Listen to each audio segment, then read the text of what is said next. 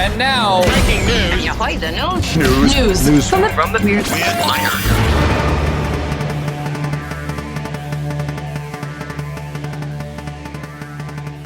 News from the Weird Wire here. Turn the beat around. A sea lion can understand rhythm.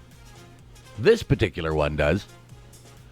In addition to bobbing up and down in the water, a sea lion named Ronan can bob her head to music.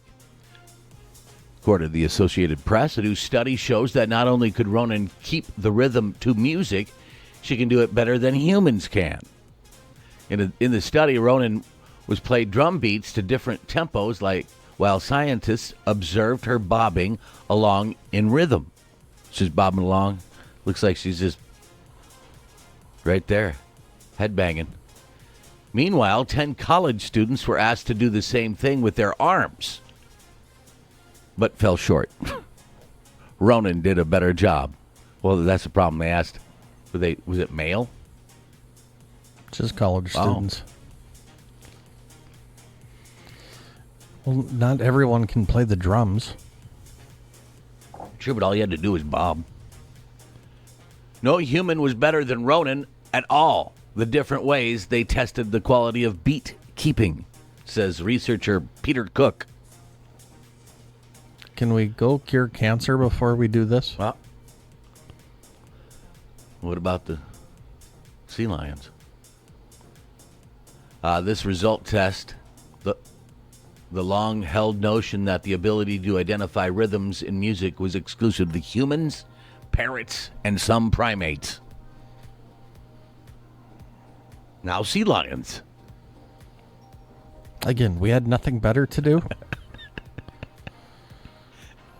I'm going to read the second one last and the third one next. For science. In what sounds like an attempt to become a supervillain and finally take down Spider-Man, a man has been allowing snakes to bite him for 18 years. Only he's doing it for a cause, a good cause. This dude's weird. Right? New York Times reports 57-year-old Tim Freedy's effort make himself immune to snake venom with purposeful injections and bites could lead to what scientists believe the key to developing a universal anti-venom. Well, this day we're doing something for humanity and mankind, Schultze. And that guy, Tim. Tim's weird. I'm really proud that I can do something in life for humanity to make a difference for people that are 8,000 miles away, that I'm never going to meet, never going to talk to, never going to see, Freed says. Lifelong fascination with snakes led to his experiments, which have not gone without what we'll generously call hiccups. He's gone into coma, and a furious, now former wife comes home. Why am I not surprised? Are those snake bites on your ankle again? I thought you said you were going to stop doing this. I'm out of here, you snake bite freak. But he is contributing to society. No, he's not. Thanks, Tim. Appreciate you. I was just like, well, what?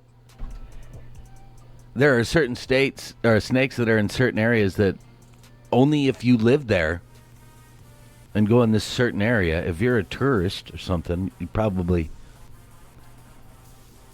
a lot of people that, well, maybe, perhaps. I'm sticking with Tim is weird. Thank goodness. I wonder if they get a anti-venom for all snake bites. I wouldn't think they'll name it after him. The Freedy injection. I might use a different word. Sure. This last story, because we've had a lot of bear stories lately. A pack of cookies may have saved a Florida woman from a bear. Why am I not imagining there being bear in Florida? Bear, they're everywhere. As long as you have woods. Because you know what they have to do in the woods. Not going there. Kristen Savage tells WKMG that she was walking her chihuahua. What do you say? Chihuahua. A chihuahua mix, when she saw a black bear approaching her. As she held her pup up in the air to try and keep him safe, Savage remembered she possessed an unconventional defense tool. My mom, she just lives down the street. She had just stopped and handed me a bag of cookies for my kids, Savage said.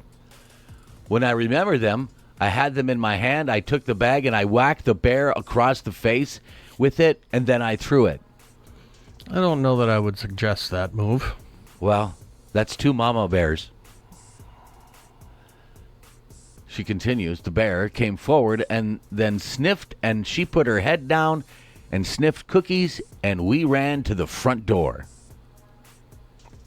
Savage made it home safe, albeit with a cut leg. And that was bold. Dumb. Well, she didn't have a lot of options. Holding the chihuahua up like teasing the bear. She's like, I can get that. She just put the dog in her arms. But she held it up. And then she's like, oh, man, I got to bring my hands down. Because if you do make yourself bigger, sometimes, I've never seen it, but that helps scare away the bear. Or just have cookies, evidently. Well, not only she just slapped her in the face, get a whiff of that, and then threw it, huh? Smart. So what do you do if you don't have a bag of cookies? I don't know that I would say this is smart. It is in News of the Weird Wire. Yeah. Have any of our stories been smart? True. Well, she's still alive, so is her dog. Kids aren't going to be happy. Right, especially no cookie for you. Especially if they saw their grandma first. Hey, I gave your mom a bunch of cookies. A bear ate it. There's no way they'll believe her. It's Florida. Wouldn't you think it's a alligator story? No, True. Black bear. True. Well, I think black bears are in more states than you consider. How many states are black bears in? That's what I'm going to Google. We got them here. American black bear is distributed throughout North America, from Canada to Mexico. At least 40 states in the U.S. They historically occupied nearly all of the forest regions of North America. But they are now restricted to the forest areas less densely occupied by humans. So most states have black bears. I would say Nevada and Arizona probably don't. Right. And if parts of Canada become 51st state, then it'll be... Just stop. Just kidding. Just kidding. That's news from the Weird Wire.